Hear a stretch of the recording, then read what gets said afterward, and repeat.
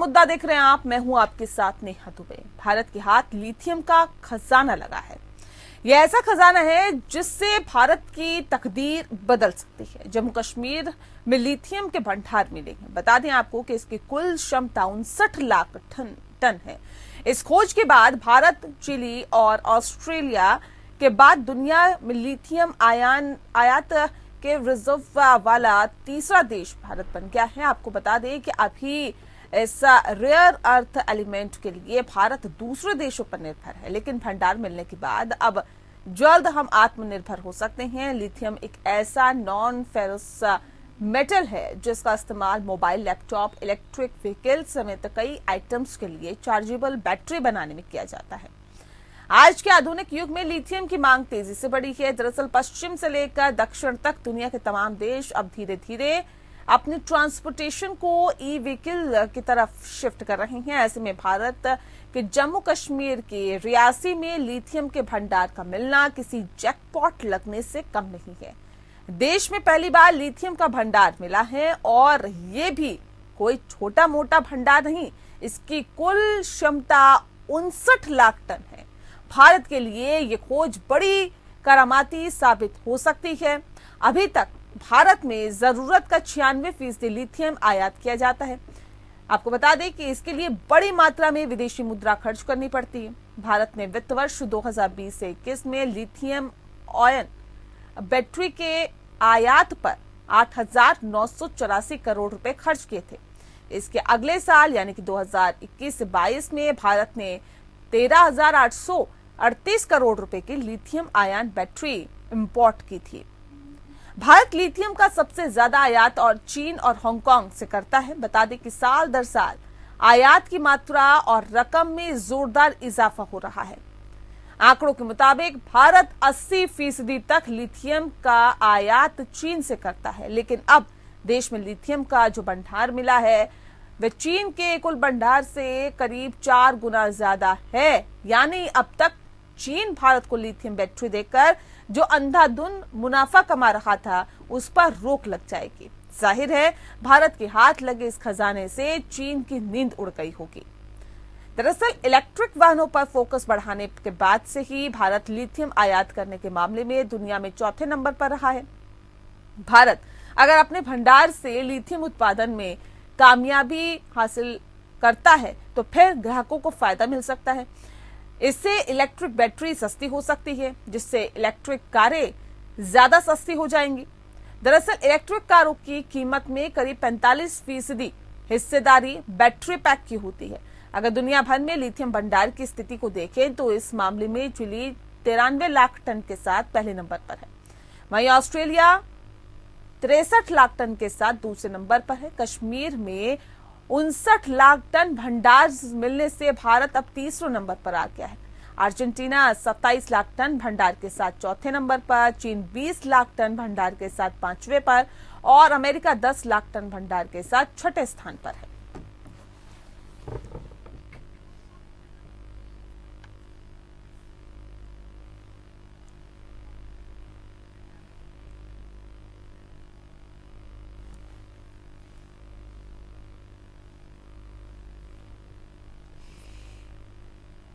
और चलिए इस विषय पे आज हम तफसील से चर्चा करेंगे। खास मेहमान हमारे साथ मौजूद हैं, उनसे आपका परिचय करा देते हैं। इस वक्त हमारे साथ सूर्य प्रकाश जी हैं। सूर्य प्रकाश कपूर जी भूवैज्ञानिक है, सर बहुत स्वागत है आपका। हमारे साथ डॉक्टर राम श्रीवास्तव जी जुड़ गए हैं, वैज्ञानिक है, आपका भी बहुत स्वागत है। अमन अग्रवाल जी हमारे साथ जुड़ गए, निदेशक है IIF के, आपका भी बहुत स्वागत है। सूर्य प्रकाश जी, सबसे पहले शुरुआत आपके साथ ही करते हैं, क्योंकि जिस तरह से लिथियम का एक भंडार मिला है भारत में, ये कितनी बड़ी बात है भारत के लिए और कितने फायदेमंद है भारत के लिए। सूर्य प्रकाश जी, चलिए आवाज वहां तक नहीं पहुंच पा रही है। हमारे साथ और भी खास मेहमान जुड़े हुए हैं। डॉक्टर राम श्रीवास्तव जी, यही सवाल मेरा आपसे, कितनी बड़ी बात है भारत के लिए? जी, भारत के लिए ये बहुत बड़ी उपलब्धि है। इसको हम सफेद सोना कह सकते हैं, व्हाइट गोल्ड, क्योंकि लिथियम आज के जमाने में बहुत आवश्यक है। जितने भी कंप्यूटर्स हैं, जितने भी मोबाइल हैं, जितने भी सैटेलाइट से रिलेटेड, इंटरनेट से रिलेटेड, जितने भी उपकरण है सब में बैटरी की आवश्यकता होती है, और जो ड्राई बैटरी होती है, रिचार्जेबल बैटरी होती है, उसमें लिथियम एक अनिवार्य रेयर अर्थ एलिमेंट है जिसका भी उपयोग होता है। और चीन ने इस समय जो है अफ्रीका के जो जाम्बिया वगैरह के जितने भी खदानें थी उनको अपने कब्जे में कर रखा था। उधर बोल्विया में भी, दक्षिण अमेरिका में भी इस तरह की खदानें थी। तो इस कारण अभी उसकी मोनोपोली हो गई थी, और 75% जो है दुनिया को ये बैटरियां चीन के द्वारा ही सप्लाई होती। लेकिन ये भंडार मिलने के बाद हमारी निश्चित ही बहुत बड़ी उपलब्धि हो गई है। असली में जब से 2014 के बाद जियोलॉजिकल सर्वे ऑफ इंडिया में एक रेवोल्यूशनरी परिवर्तन आया है अभी तक, क्योंकि जियोलॉजिकल सर्वे ऑफ इंडिया जब भारत में अंग्रेजों के जमाने में रेल आई थी उस समय कोयले के लिए जियोलॉजिकल सर्वे की गई थी, और काफी लंबे समय से ये एक प्रोटोटाइप काम ही कर रहा था। लेकिन जब से इसरो के अपने सैटेलाइट हो गए हैं, उनका रिमोट सेंसिंग का अपना जरिया हो गया है, जियोलॉजिकल सर्वे ऑफ इंडिया को आधुनिकतम उपकरण देकर अब जो है नए सिरे से युद्ध स्तर पर खनिज पदार्थों की ताजा आधुनिक तरीके से खोज करने का जो प्रोग्राम किया है, उसमें आज की तारीख में 115 प्रोजेक्ट चल रहे हैं। और ये बड़ी खुशी की बात है कि बहुत से प्रोजेक्ट, लगभग 17 प्रोजेक्ट जो है कोयले के हैं, जिनमें कि विपुल भंडार मिला है। जीएसआई ने हमारे यहाँ पर अब जो है 23 और 24 के लिए 966 प्रोजेक्ट प्रपोज किए हैं। इनमें निश्चित रूप से सोने का भी भंडार है। यहाँ एक बात बहुत महत्वपूर्ण है, हिमालय का जितना भी क्षेत्र है ये विपुल भंडारों से भरा हुआ, लेकिन अभी तक इसको एक्सट्रैक्ट नहीं किया जा सका है। और आपको ताजा समाचार भी शायद मिला होगा जिसमें ये बताया गया है एवरेस्ट के आसपास सोने के और रेयर अर्थ एलिमेंट के जो भंडार हैं उन पर चीन की नजर है। यही एक कारण है कि वो नेपाल को अपने कब्जे में लाना चाहता है, ठीक उसी तरह से जिस तरह से उसने अफ्रीकी देशों को इनाम बांट कर एक तरह से उनको सुविधाएं देकर, सस्ते लोन देकर अपने कब्जे में कर लिया था, और यही हालत आज उधर हो रही है। तो हिमालय पर भारत सरकार की पहली बार नजर पड़ी है। तो जियोलॉजिकल सर्वे ऑफ इंडिया के जितने भी प्रोजेक्ट हैं अब आधुनिक तरीके से काम कर रहे हैं। अभी जो जम्मू कश्मीर के सलाल हेमाना नाम का जो क्षेत्र है डीसी जिले में, वहाँ जो विपुल भंडार मिला है, सच में बहुत ही बड़ी उपलब्धि है। और वहाँ जो प्राथमिक समाचार आए हैं या प्राथमिक जो डेटा इकट्ठा हुआ उससे ये पता लगा है कि आसपास वहाँ पर सोने के भी भंडार हैं। अगर सोने का भी भंडार मिल जाता है तो निश्चित रूप से ये हमारे लिए बहुत बड़ी उपलब्धि है। ठीक है श्रीवास्तव जी, बने रहिए आप हमारे साथ। सूर्य प्रकाश जी भी हमारे साथ जुड़े हुए हैं, अमन जी भी जुड़े हुए हैं। पहले सूर्य प्रकाश जी का रुख कर लेते हैं। सर, क्योंकि ये कहा जा रहा है कि अभी भी बहुत सारे ऐसे खनिज पदार्थ है जो हमें मिल सकते हैं, उस पर रिसर्च करना बहुत जरूरी है। सर, ये कितना वक्त लगता है इस रिसर्च को करने में? कैसे पता लगाते हैं कि कहाँ पर कोई भी खनिज पदार्थ है? ये कितने वक्त का इस सर्वे किया जाता है? किस तरह से सर्वे होता है? थोड़ा सा इस पे प्रकाश डालिए सर। देखिए, ये जो अभी आपको लिथियम का भंडार जम्मू एंड कश्मीर में मिला है, जी, इसका आधार क्या होता है कि जो ग्लोबल हीट फ्लो वैल्यू है वो मेटामॉर्फिक रॉक्स यहाँ होती हैं या यूनियस रॉक्स होती हैं, वहाँ global heat flow value 70 milliwatt पर स्क्वायर मीटर पर सेकंड से ज्यादा होती है। हमारे देश के अंदर करीब 7 मेन ऐसे जियोथर्मल एरियाज हैं जहाँ पे global heat flow value 70 milliwatt पर स्क्वायर मीटर पर सेकंड से ज्यादा है। तो इसका मतलब ये है कि जो अभी हमें भंडार मिला है, ये टिप ऑफ दी आइसबर्ग है। अभी टिप ऑफ दी आइसबर्ग तो मिलना बाकी है। ये जो भंडार हमें मिला है ये महज 5% है। अभी 95% और लिथियम मिलेगा। और ये 7 जियोथर्मल एरियाज को जियोलॉजिकल सर्वे ऑफ इंडिया और साथ में मिनिस्ट्री ऑफ पेट्रोलियम का ये जो ONGC है, ये दोनों मिलकर काम करें। और इसरो के जो साइंटिस्ट हैं वो इनको हाइपर स्पेक्ट्रल इमेजिंग का साथ में योगदान दें, तो इंडिया जो है पूरे वर्ल्ड को लिथियम एक्सपोर्ट करके सप्लाई करने में सक्षम हो जाएगा। क्योंकि हमारा देश जो है ये बाकी देशों से अलग देश है। इसके अंदर इसको हम नॉर्मल कोर्स में लोग भारत कहते हैं, कोई हिंदुस्तान कहता है, कोई इंडिया कहता है, मगर शास्त्रों में इसको देवभूमि भारत कहा गया है। ये देवभूमि इसीलिए कहा गया है क्योंकि इसके अंदर 7 जियोथर्मल एरियाज हैं। जो मेन जियोथर्मल एरिया है ऊपर हिमालयन जियोथर्मल बेल्ट है, ऊपर उसमें जम्मू कश्मीर है, उत्तराखंड है, हिमाचल है, साथ में नॉर्थ ईस्ट के 7 स्टेट्स हैं। नीचे तक ये अंडमान को क्रॉस करके इंडोनेशिया तक जाती है। और दूसरा जो जियोथर्मल एरिया है वो अरावली का जियोथर्मल एरिया, जिसमें राजस्थान और हरियाणा और थोड़ा सा दिल्ली आता है। हाँ। उसके बाद कैंपे का जियोथर्मल एरिया है जिसमें गुजरात आता है। हाँ। फिर कोंकण का जियोथर्मल एरिया है जिसमें महाराष्ट्र है। फिर विंध्याचल सोनाटा का जियोथर्मल एरिया है जिसमें मध्य प्रदेश, छत्तीसगढ़, बिहार, झारखंड और उसके बाद वेस्ट बंगाल का हिस्सा आता है। फिर नीचे गोदावरी जियोथर्मल एरिया, यहाँ से हम पानी तेल निकाल रहा है। फिर महानदी जियोथर्मल एरिया उड़ीसा में। तो हमारे पास इतने जियोथर्मल एरियाज हैं कि हम अगर इसरो वाले हमें हाइपर स्पेक्ट्रल इमेजिंग से सिग्नेचर फाइल्स इंडिया की मुहैया करा दें, अगर ये इसरो वालों के पास सिग्नेचर फाइल्स इंडिया की हाइपर स्पेक्ट्रल इमेजिंग के अभी इमीडिएटली तैयार नहीं है, बहुत सारे developed Nations of the world हैं जिन्होंने धरती को 25 बार खंगाला हुआ है। जो हाइपर स्पेक्ट्रल इमेजिंग है वो माइनिंग की सर्वेलेंस के अंदर, ये सर्वे के अंदर, ऑर्गेनाइजेशंस के अंदर बहुत ज्यादा यूजफुल है। आजकल वो पुरानी टेक्नोलॉजी जो होती थी कि भाई सीस्मिक सर्वे कर लो और ये जो मैग्नेटोपेरियोडिक सर्वे कर लो, वो बहुत पुरानी टेक्निक्स हैं। जो लेटेस्ट टेक्निक्स है हाइपर स्पेक्ट्रल इमेजिंग की, सिग्नेचर फाइल्स की, अगर मोदी जी चाहें तो किसी भी डेवलप्ड नेशन से कॉम्प्लीमेंट्री जो फाइल ले सकते हैं, उससे इनको ओवरनाइट पता लग जाएगा कि हमारे कंट्री में कहाँ कहाँ सोने का भंडार है, कहाँ कहाँ जेम स्टोन्स की माइंस हैं, कहाँ हीरे की माइंस हैं, कहाँ पन्ने की माइंस हैं, कहाँ फॉस्फर फ्यूल की माइंस हैं, कहाँ लिथियम है। जितने भी इनको चाहिए, जो भी रेयर अर्थ एलिमेंट्स हैं, दुनिया के लिए रेयर अर्थ एलिमेंट्स हैं, हिंदुस्तान के लिए कोई भी रेयर अर्थ एलिमेंट नहीं है।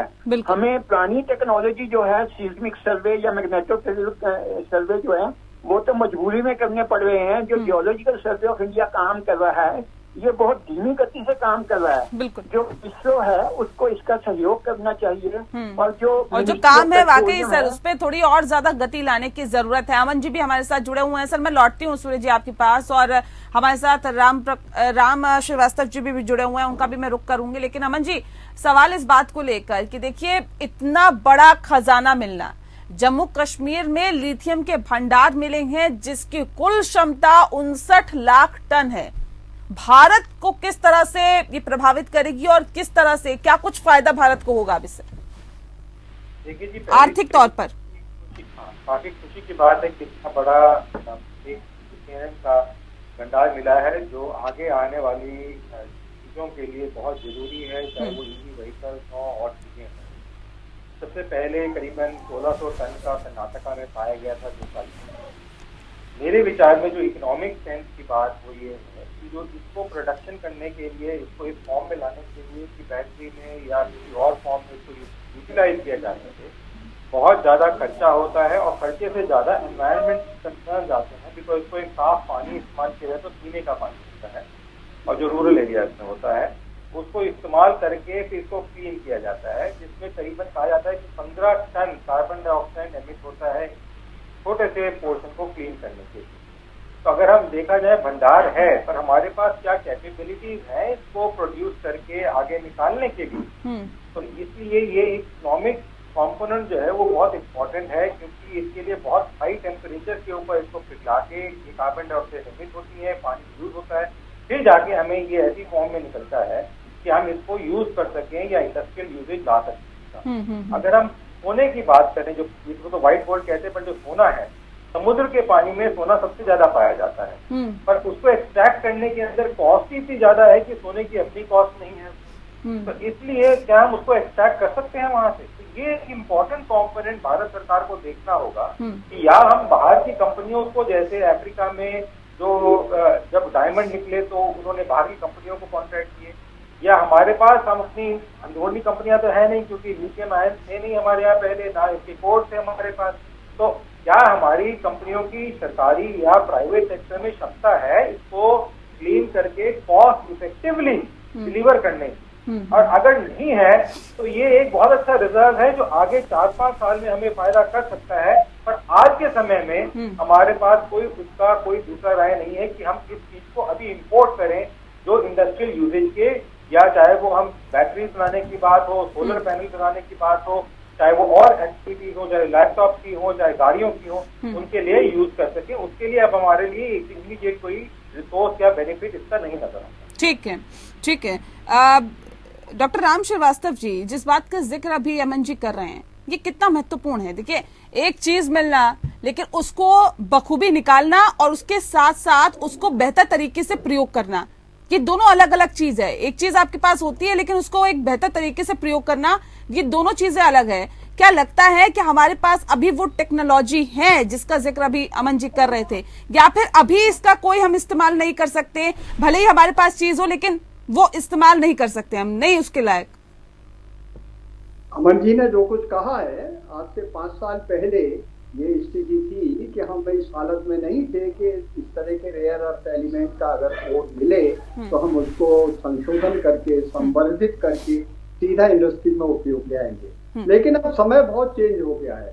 सरकार की नई नीति के अनुसार हमारे डीआरडीओ में तो एक पूरा का पूरा विभाग इसी काम में लगा हुआ है। न केवल इतना, डीएसपी ने इस बात पर काफी पहले से सोच रखा है, और तो और आप ये मानकर चलिएगा कि इसमें अभी हमको साल भर के भीतर ही वो जो इंडस्ट्रियल प्रोडक्ट जो हम विदेशों पर अभी तक आश्रित हैं, हम पूरा देश को जो है समर्पित कर सकेंगे। क्योंकि हमारे पास जो टेक्नोलॉजी है आज, वो दुनिया के सबसे अच्छे देशों की टेक्नोलॉजी से भी आगे है। आज हम जो हमारे यहाँ ड्रोन की फैक्ट्री बनी है, अभी तक ड्रोन हम बाहर से मंगा देते, अब हमारे जो सोफिस्टिकेटेड ड्रोन बनने वाले हैं, आप मानिए डिफेंस में उनके मुकाबले दुनिया में कहीं भी अच्छे ड्रोन नहीं होंगे। हमारे हिंदुस्तानी वैज्ञानिकों, युवा वैज्ञानिकों पर हमको पूरा विश्वास करना चाहिए। और जिस देश में दुनिया के सबसे अमीर उद्योगपति हो, तो आप ये कल्पना, अब वो पुरानी जमाने की बातें भूल जाइएगा।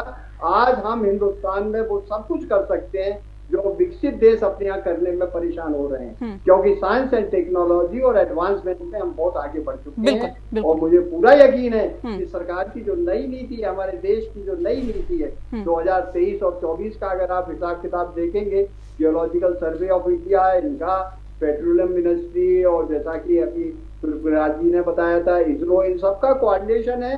और ये प्रोजेक्ट जो चल रहे हैं, कैन यू इमेजिन, 318 प्रोजेक्ट तो ऐसे हैं जिनमें पूरी जी जान से हमारे वैज्ञानिक लगे हुए हैं। हाँ, और उनमें जो है प्राइवेट सेक्टर को भी, जो हिंदुस्तानी प्राइवेट सेक्टर है, उसको हमने इन्वॉल्व कर लिया। मुझे तो पूरा विश्वास है कि साल भर के भीतर इस ओर को निकाल, चलिए उम्मीद भी सर यही की जा रही है कि साल भर के भीतर भारत उसका फायदा उठा पाएगा। लेकिन सूर्य प्रकाश जी, अब सवाल इस बात को लेकर है, अमन जी ने देखिए बहुत बेहतर तरीके से समझाया, अभी राम जी ने भी बहुत बेहतर तरीके से समझाने की कोशिश की, अपनी अपनी बातों को रखा। लेकिन क्या वाकई लगता है, देखिए सब जानते हैं समुद्र के अंदर सोना भी आपको मिल सकता है, लेकिन कह रहे कि उसको निकालने की कीमत उस सोने की कीमत से ज्यादा है। अब ऐसे में सवाल इस बात को लेकर है कि इसको, या ये जो लिथियम हम कहते हैं 59 लाख टन लिथियम हमें मिला, लेकिन क्या हम उसका बेहतर इस्तेमाल कर सकेंगे? और क्या अभी जिस बात का जिक्र किया जा रहा है कि भारत भी जानता है कहां कहां पर आपको खनिज पदार्थ मिलेंगे, लेकिन उसको बेहतर तरीके से निकालना, उसको कम खर्चे में निकालना, ये पॉसिबल हो पाएगा क्या? हमारे देश में इतना खनिज पदार्थ है सूखी धरती के ऊपर कि हमें समुद्र में नहीं जाने की जरूरत। हाँ, मैंने आपको बताया कि जो नॉर्दर्न इंडिया है, जम्मू कश्मीर, उत्तराखंड और साथ में हिमाचल, और उधर ये जो नॉर्थ ईस्ट के 7 स्टेट हैं जिसमें मेघालय है, अरुणाचल प्रदेश है, सिक्किम है, असम है, ये जितने हैं, इन सब के अंदर ये जो है ग्लोबल हीट फ्लो वैल्यू जो है वो फेवरेबल है। और ये जो 6 जियोथर्मल एरिया नीचे है, अरावली पूरा राजस्थान है, कुछ हिस्सा हरियाणा का है, कुछ हिस्सा दिल्ली का है, नीचे कैंबे जियोथर्मल एरिया गुजरात है, ये सूखा है, सूखी जमीन है, पूरा विंध्याचल है, पूरा ये कोंकण जियोथर्मल एरिया महाराष्ट्र है, उधर कृष्णा गोदावरी है, उधर उड़ीसा है, ये सब सूखी जमीन है। इनमें लिथियम निकालने का खर्चा जो है ना के बराबर है, हमें कहीं समुद्र में जाने की जरूरत नहीं। पहले जो ड्राई लैंड मास है उसका दोहन कर लो, ये दोहन जो है आप 1000 साल तक नहीं पूरा खत्म कर सकते। आपको समुद्र में किसने भेजा है? जब हमारी सूखी जमीन पे इतना माल है, हमें किसने कहा कि हम समुद्र के अंदर जाएंगे? और सूखी जमीन पे माल निकालने का जो खर्चा है वो कम कैसे होता है, वो मैंने आपको बताया कि जो हाइपर स्पेक्ट्रल इमेजिंग है, जो सिग्नेचर फाइल्स हैं, उनको ले लो, उनमें एक एक जगह का भंडार जो है उसकी क्वांटिटी और उसकी लोकेशन मिल जाती है। उसको देखने के बाद आपको खर्चा करने की 1 रुपया जरूरत नहीं है, सब चीजें सामने शीशे की तरह हो जाएंगी और टाइम भी वेस्ट नहीं होगा, मेहनत भी वेस्ट नहीं होगी, पैसा भी वेस्ट नहीं होगा। इसरो को चाहिए कि अगर वो इसरो वाले जोशी मठ की सब्सिडेंस की फाइल रिलीज कर सकते हैं तो जोशी मठ कितना था सर? मैं पूछना चाहता हूँ, ये इसरो वाले जो है सिग्नेचर फाइल जो है, जो ये माइंस का काम है, वो सिग्नेचर फाइल इंडिया की अभी तक क्यों नहीं रिलीज की? अगर वो रिलीज कर देते हैं, अगर उनके पास नहीं है तो नासा की हेल्प ले लें। चलिए सर, आप भी उम्मीद कर रहे हैं, हम भी उम्मीद कर रहे हैं, राम जी भी उम्मीद कर रहे हैं कि जल्दी इसका इस्तेमाल हो सकेगा। लेकिन अमन जी, अब ये चीन के लिए कितना बड़ा झटका कहा जा सकता है अगर हम इसको निकाल लेते हैं, इसका इस्तेमाल कर लेते हैं, और जो बैटरी से चलने वाली चीजें हैं वो कितनी सस्ती हो सकती है? क्योंकि हम तो 80% अगर हम लिथियम की बात करें तो वो चीन से आयात करते हैं। अब तो आयात करने की जरूरत नहीं होगी। भारत ऐसा तीसरा देश बन गया है जिसके पास लिथियम की क्षमता ज्यादा लिथियम है। अब ऐसे में किस तरह का इसका फायदा होगा? बैटरी से जो चलने वाली चीजें हैं, क्या वो सस्ती हो सकती है? चीन के लिए कितना बड़ा झटका, भारत की अर्थव्यवस्था के लिए कितना बेहतर होगा? जल्दी से बता दीजिए, थोड़ा सा वक्त कम है। पहली बात तो चीन को काफी बड़ा झटका जरूर लगा होगा। रिसोर्सेज को पिछले 15 साल से विश्व में से सब जगह से खरीद से इकट्ठा करना है अपने पास, तो उसको जब ये पता चलेगा कि इतना बड़ा एक इम्पोर्टेंट रिसोर्स जो आगे वाली टेक्नोलॉजिकल यूजेज में सबसे ज्यादा अवेलेबल है हिंदुस्तान में, उसको झटका जरूर लगेगा। जैसे मैंने पहले कहा, मेरे विचार में ओवर ऑप्टिमिस्टिक ना होके 2 से 3 साल से पहले हम इस रिसोर्स को यूज नहीं कर पाएंगे, क्योंकि अगर हम देखें खाद्य पदार्थ में देखें, सेब होते हैं, ऑरेंजेस होते हैं, बनाना होते हैं, ये काफी चीजें ब्राजील से, ऑस्ट्रेलिया से, इधर उधर से आती हैं जो सस्ती हैं यहाँ की पैदावार। तो हम पैदावार जरूर कर रहे हैं, उसको कर रहे हैं। अगर सरकार उसके ऊपर टैक्सेस लगा देगी इंपोर्ट के ऊपर तो नेचुरली वो महंगी हो जाएंगी। ऐसे स्टील के साथ हुआ था हिंदुस्तान में, स्टील तेल भी बनाता था, टिस्को भी बनाता था, बाकी जापान से जो बनती थी वो सस्ती होती थी। तो इसलिए जब हम मार्केट से खरीद रहे हैं और हमें उसका उपयोग करना है, तो जो खरीद रहा है या तो हम उसकी प्राइसेस बढ़ाएं कस्टमर के लिए, तो इन्फ्लेशन आएगा उससे, या फिर ऐसी चीज में कंज्यूम करें कि वो टेक्नोलॉजी का रेफरेंस अर्थव्यवस्था के लिए कितना बेहतर हो सकता है। अर्थव्यवस्था के लिए थोड़ा सा मेरे विचार में जरूर है सक्षमता, बट वो सक्षमता कॉस्ट इफेक्टिव है या नहीं है वो अभी टेस्ट करना जरूरी है, और उसको टेस्टिंग में 1, 1.5, 2 साल से कहीं कम में नहीं लगता जब इंडस्ट्रियल प्रोडक्शन की बात आती है। सरकार की बात और है, सरकार तो कल भी खड़ा कर सकती है कारखाने को, उसको कॉस्ट की चिंता नहीं होगी, लोगों की भी चिंता नहीं होगी। पर जब अगर एक की बात कर रहे हैं, एक बेचने की बात कर रहे हैं उस चीज को इंडस्ट्रियल यूजेज के लिए, तो हमें कॉस्ट इफेक्टिवनेस लीस्ट कॉस्ट पे देखना बहुत जरूरी है, जो अंतर्राष्ट्रीय मार्केट से आ रहा है और जो हम प्रोड्यूस कर रहे हैं। ठीक है। बहुत शुक्रिया आप तीनों मेहमानों का हमारे साथ इस खास चर्चा में शामिल होने के लिए। तो जाहिर तौर पे उम्मीद ये की जा रही है लिथियम जल्द ही निकाला जाएगा, बेहतर तरीके से साफ किया जाएगा और उसका इस्तेमाल भी किया जाएगा, जिससे कि भारत की अर्थव्यवस्था बेहतर होगी। भारत को अब चीन से लिथियम का आयात नहीं करना पड़ेगा, और साथ ही साथ जो चीजें बैटरी से चलने वाली है वो भी जल्द ही सस्ती हो पाएगी, लोगों तक पहुंच पाएगी। मुद्दा में फिलहाल इतना। नमस्कार।